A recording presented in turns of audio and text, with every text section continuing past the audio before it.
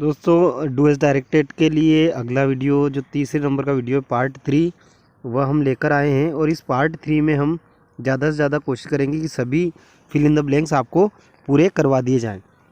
16 number है Ramayana is a sacred book. तो articles में आप सबको पता है रामायण पवित्र ग्रंथ है, द का प्रयोग होगा, तो यहाँ पे द का प्रयोग कर देंगे। नेक्स्ट है अपना 17वां नंबर जो है आपका my grand mother is hard hearing.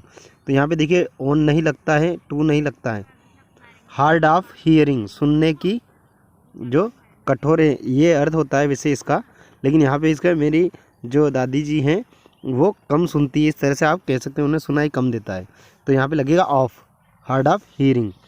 18 number है गॉड ब्लेस यू। मैंने इससे पहले भी वीडियो में बताया था कि जहाँ भी गॉड या ब्लेस शब्द आ जाता है वहाँ पे हमेशा मे का प्रयोग करना है आपको, क्योंकि प्रार्थना करना या आशीर्वाद देने में हमेशा मे का प्रयोग किया जाता है।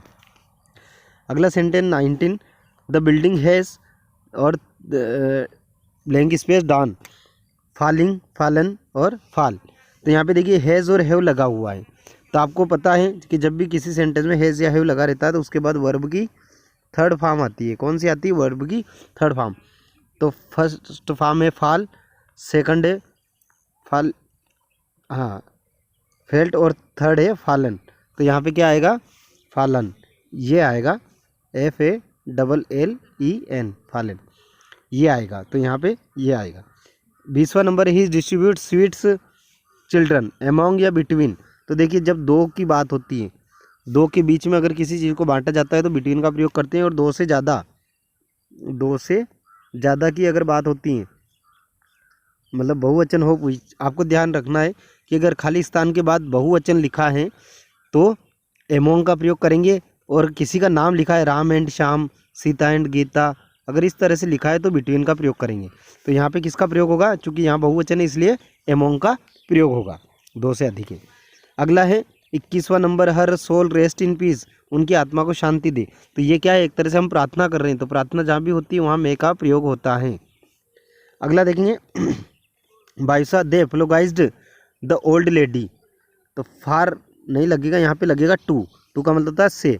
वह जो दे मतलब वे खेद प्रकट कर रहे हैं बूढ़ी औरत से, या क्षमा मांग रहे हैं, है ना, वह बूढ़ी औरत से क्षमा मांग रहे हैं। एपोलोगाइज्ड मतलब शर्मिंदा है एक तरह से। 21 है I did not find there. अब यहाँ पे देखिए एनीवन और नो वन का प्रयोग, तो यहाँ पे ऑलरेडी डिड नॉट लगा हुआ है। क्या लगा हुआ है? Did not. और जहाँ नो है तो नो और नॉट का एक ही अर्थ होता है, तो इस नो वन का प्रयोग नहीं होगा। तो यहाँ पे कौन बचा? सिर्फ एनीवन बचा, तो इसमें प्रयोग किसका होगा? एनीवन का। नो वन का क्यों नहीं हुआ? क्योंकि यहाँ पे नॉट लगा हुआ है। अगला है 24 she does not have friends to help her. तो यहाँ पे आएगा एनी, इंट्रोगेटिव सेंटेंस है, सॉरी नेगेटिव सेंटेंस है, तो यहाँ पे आएगा एनी, उसके पास मदद के लिए कोई भी दोस्त नहीं है। सॉरी, यहाँ पे एनी का प्रयोग नहीं होगा। क्यों नहीं होगा? देखिए यहाँ पे फ्रेंड्स लगा है, बहुवचन है, तो बहुवचन से पहले एनी का नहीं, कोई भी दोस्त नहीं, एक भी दोस्त नहीं, तो यहाँ पे मैनी आएगा। इसमें किसका प्रयोग होगा? मैनी का। ध्यान रखना, यहाँ फ्रेंड्स लिखा है, बहुवचन है, और उसके पास बहुत ज़्यादा दोस्त नहीं है, उसके पास ज़्यादा दोस्त नहीं है मदद के लिए। 25वां you to go to Mumbai tomorrow to attending the meeting. अब इसमें क्या है? पीछे क्या ऑप्शन है? शुड और विल हैव। तो यहाँ पर देखिए यू टुमारो लिखा है, नेक्स्ट अगले दिन की बात है, आने वाले दिन की, टुमारो, तो यहाँ पे आएगा विल हैव, विल हैव का प्रयोग होगा। 26वां I am not anxious my exam. इसका हिंदी होता है मैं अपने परीक्षा के बारे में चिंतित नहीं हूँ। परीक्षा में चिंतित नहीं हूँ तो इन आता है, लेकिन मैं नहीं आएगा। परीक्षा के लिए चिंतित नहीं हूँ, ये भी नहीं आएगा, क्योंकि परीक्षा के लिए नहीं, परीक्षा के बारे में चिंतित नहीं हूँ, ये सही होता है। तो यहाँ पे आएगा अबाउट, किसका प्रयोग होगा? अबाउट का। 27 we keep our food in fridge. हम अपना खाना फ्रिज में रखते हैं। It does not go bad, ताकि ख़राब ना हो जाए, या ख़राब ना हो जाए, या ख़राब ना हो। तो आफ्टर बाद में नहीं, ये नहीं आएगा। सो दैट का मतलब होता है जिससे कि या ताकि, तो यहाँ पे क्या प्रयोग होगा? So that. कौन सा सो दैट? ये वो वाला नहीं है जो अलग अलग है, सो अलग है और दैट अलग है, वो वो वाला नहीं है। इस सो दैट का, ये एक साथ लिखा है, सो दैट का मतलब होता है ताकि या जिससे कि हम अपना खाना फ्रिज में रखते हैं जिससे कि वह ख़राब ना हो, तो यहाँ पे सो दैट का प्रयोग होगा। अगला है I not feel sorry for this petty mistakes. हमें अब यहाँ पे देखिए, यहाँ पे आर नॉट नहीं लगेगा, डू नॉट नहीं लगेगा, हैव नॉट नहीं लगेगा। देखिए कैसे पता करेंगे, इसका अर्थ करेंगे you feel not feel sorry, आपको शर्मिंदा महसूस होने की ज़रूरत नहीं है, इस छोटी सी गलती के लिए शर्मिंदगी महसूस करने की ज़रूरत नहीं है। तो यहाँ हिंदी में आया है ज़रूरत, तो ज़रूरत के लिए क्या होता है, आवश्यकता के लिए नीड या ज़रूरत, तो यहाँ पे क्या आएगा, you need not feel sorry for this पेटी मिस्टेक। अगला है हमारे पास 29, room of this hotel has an AC। इस होटल के सभी कमरे में या हर रूम में एक AC है। मतलब यहाँ बात हुई है कि रूम के, इस होटल के रूम में, कौन से रूम में, एन AC, एक AC सभी रूम में, हर रूम में, तो यहाँ पे आ जाएगा ईच का प्रयोग होगा। ईच मतलब हर रूम में, ईच रूम मतलब हर कमरे में या रूम में AC लगा हुआ है। अगला है 30वां, ही इज़ गुड इंग्लिश। अब यहाँ पे इन 8 और 2 देखते हैं क्या लिखा हुआ है। यहाँ पे लिखा है इन 8 ऑन, ये ऑप्शन है। तो यहाँ पे देखिए ही इज़ गुड इंग्लिश, वह इंग्लिश में अच्छा है। बोलते तो ऐसे कि वो इंग्लिश, उसकी इंग्लिश अच्छी है, तो यहाँ इन नहीं आएगा क्योंकि ये सब्जेक्ट का नाम है, और सब्जेक्ट का नाम या किसी भाषा से संबंधित जो बात होती है उसमें हमेशा 8 का प्रयोग होता है। वह इंग्लिश में अच्छा है, he is good at English. तो आप ध्यान रखिए, इंग्लिश आया है तो 8 लगाना है, he is good at English. अगला हमारे सामने 31, ब्लैंक स्पेस पहले खाली स्थान है, फिर लिखा है I do that sum for you.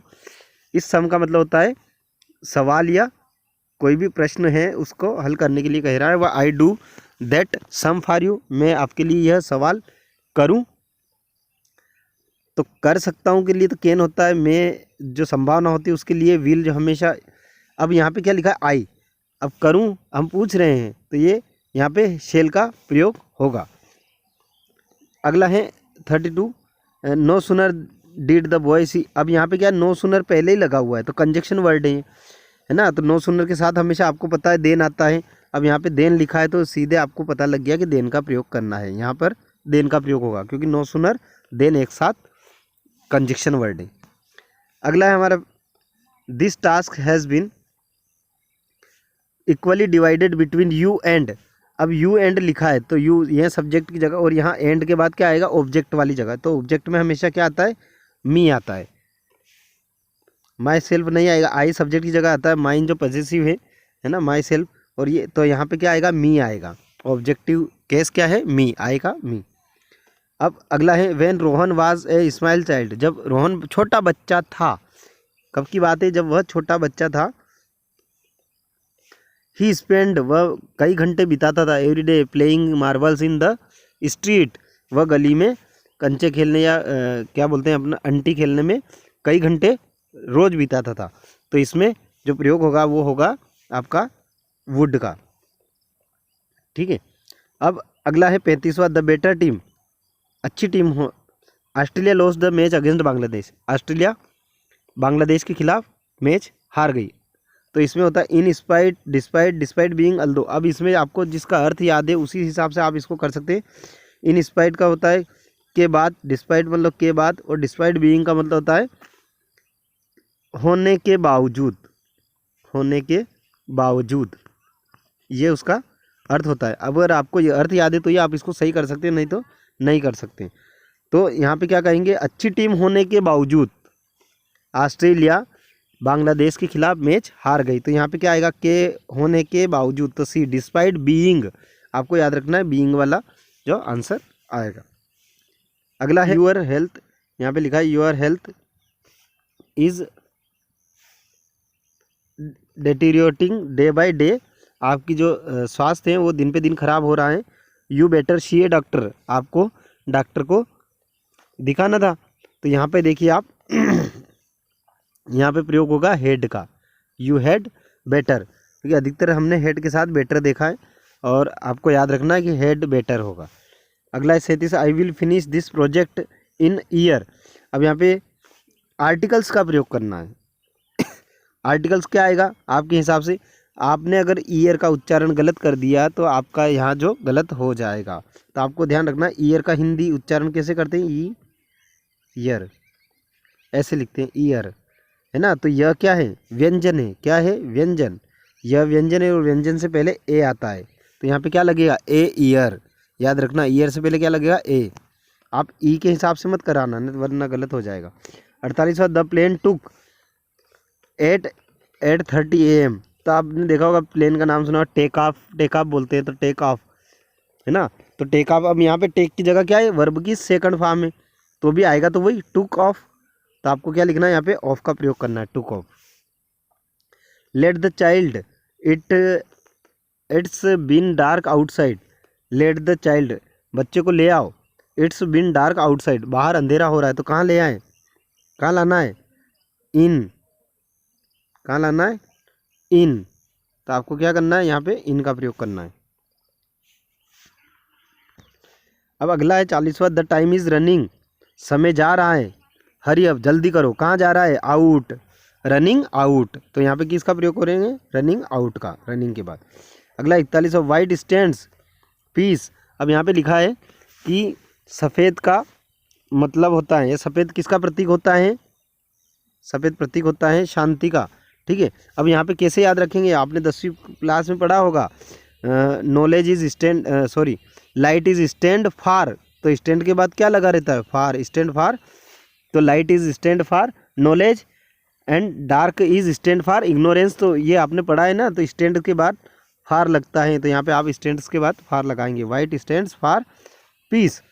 अगला है this course will help you. यह कोर्स आपको मदद करेगा। यू स्पीकिंग स्किल, आपकी बोलने की क्षमता को डेवलप करने में, विकसित करने में यह कोर्स आपको मदद करेगा। आपके जो बोलने की कौशल है या क्षमता है या तरीका है उसको विकसित करने में, तो डेवलप लगेगा। व्हेन आई अब आई विल बी ए पायलट। जब मैं होऊंगा, क्या होगा? अभी यहाँ खाली स्थान है। आई विल बी ए पायलट, मैं पायलट बनूंगा। कब बनेंगे? जब बड़े होंगे। तो यहाँ पे आ जाएगा grow. When I grow up I will be a pilot. अगला है आपका 44वां, he wants to get a better and earn more money. वह अच्छी प्राप्त करना चाहता है। क्या प्राप्त करना चाहता है? अच्छी जॉब। क्यों? एंड अर्न मोर मनी, और ज़्यादा पैसे कमाना चाहता है, तो जॉब आ जाएगा, वो अच्छी जॉब चाहता है।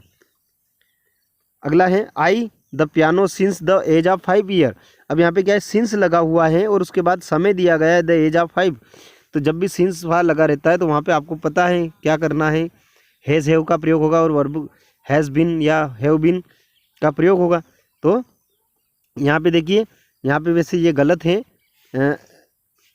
प्लेड आएगा नहीं, सीधे प्लेड नहीं आता है, क्योंकि सिंस लगा हुआ है तो हैज़ हैव बीन आता है। यहाँ पे कुछ है नहीं इसका सही ऑप्शन, तो हैव यहाँ लगा है तो हैव वाला ही आपको सही करना है, वरना यहाँ पे हैव बीन आता था। क्या आएगा? हैव बीन प्लेइंग, ये आएगा। लेकिन सिंस लगा है तो आपको यहाँ हैव वाला कोई ऑप्शन नहीं, तो जो हैव वाला ऑप्शन है वही सही है इसके लिए। अगला है 46, वार्निंग, चेतावनी है। नो एंट्री फॉर स्ट्रेंजर्स, अजनबियों के लिए प्रवेश नहीं है ना, प्रवेश प्रतिबंधित है। दिस पॉइंट, इस पॉइंट के आगे, कहते हैं ना इस पॉइंट से आगे कोई नहीं जाएगा, तो आगे के लिए क्या होता है? बियॉन्ड। ऑन नहीं आएगा। अबाउट मतलब बारे में होता है, फ्रॉम ने से होता है, बियॉन्ड का मतलब होता है परे या आगे। क्या होता है इसका अर्थ? परे या आगे। तो इस पॉइंट से आगे कोई नहीं जाएगा, तो यहाँ बियॉन्ड का प्रयोग करेंगे। अगला 47वां, I did it, I was of work. मैंने ये काम किया या मैंने ये किया। कब किया? आई वॉज ऑफ वर्क, जब मैं छुट्टी पर था। ऑफ वर्क मतलब छुट्टी पे था, तो वाइल लगेगा। इसमें किसका प्रयोग होगा? वाइल। जब मैं छुट्टी पर था तब भी मैंने ये काम किया, तो यहाँ पे वाइल का प्रयोग होगा। 48, if you want to avoid another loss, अगर आप और भी जो नुकसान होने से बचना चाहते हो, we should take proactive measures immediately. तो आपको क्या करना चाहिए? यहाँ पर प्रयोग होगा जो अब यहाँ पे देखिए इसका हिंदी करें। If you want to avoid another loss, यदि हमें और भी नुकसान होने से बचना है, we should take proactive measures immediately, तो हमें तुरंत सक्रिय कदम उठाना चाहिए। तब हमें, यदि हमें अन्य जो और भी हैं नुकसान से बचना है तब, तो देन यहाँ पे कौन सा लगेगा, THEN वाला, देन तब हमें अन्य सक्रिय कदम उठाना चाहिए, तो यहाँ इसका प्रयोग हो जाएगा। 49 you should go to bed soon, तुम्हें जल्दी सो जाना चाहिए। बेड सून मतलब सो जाना चाहिए, बिस्तर पर चले जाना चाहिए। खाली स्थान के बाद है we have to rise early tomorrow, हमें कल सुबह जल्दी उठना है। तो यहाँ क्या होगा, आपको you should go to bed soon, तुम्हें जल्दी सो जाना चाहिए चूँकि हमें कल जल्दी उठना है। तो यहाँ पे आ जाएगा एज, यहाँ पे कारण है ना इसका, इसलिए चूँकि, तो एज लगेगा। 50 number the questions are on the page 194। देखिए यहाँ क्वेश्चंस लिखा है तो सीधे आंसर्ड नहीं आएगा, आंसरिंग नहीं आएगा, आंसर्स नहीं आएगा। देखिए क्वेश्चंस लिखा है तो इसके बाद सीधे आता है टू बी आंसर्ड। किसी भी दो शब्द को जोड़ने के लिए टू का प्रयोग करते हैं ना यहाँ पे, क्वेश्चन एंड आंसर्स, या तो क्वेश्चन एंड आंसर करते हैं या क्वेश्चन टू बी आंसर्ड या question and answer. Question answer सीधे एक साथ नहीं लिखा जाता है, तो यहाँ पे आपको ये ध्यान रखना है क्वेश्चन टू बी आंसर्ड। तो यहाँ पे सही क्या होगा, क्वेश्चन टू बी आंसर्ड, ये इसका सही आंसर होगा। तो ये 50 आपके हो चुके हैं। कुछ ही देर बाद हम कोशिश करेंगे कि दूसरा डू एज डायरेक्टेड के भी जो हैं वीडियो बनाकर अपलोड कर दें, ताकि आपकी जो परसों से होने वाली एग्ज़ाम है वो आराम से आप कर सकें। धन्यवाद।